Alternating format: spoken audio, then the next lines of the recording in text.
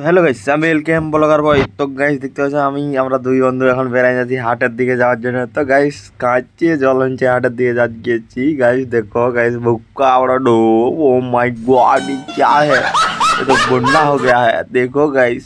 তো গাইস দেখতে পাচ্ছ কাঁচি জল হচ্ছে এখন, তুমি তো কম কম তারপরে যা হবে না আর কিছু বলবো না, দেখতে থাকো। তারপরে এদিকে পুরো কেঁদো হয়ে গেছে, জল যা হয়েছে না গাইস ওরকম ঝাড়া পাকামো জল দেখতে পাচ্ছ গাইস। দেখ আরো জল শুরু হয়ে গেল গো ভাই, বহুত চালু দেখো গাইস চোখা আছে জল। তো আমরা এধারে দোকানে ফাঁকা পাচ্ছি, ঢুকে গেছি ভরে দিচ্ছি গাইস, কি বলবো আর।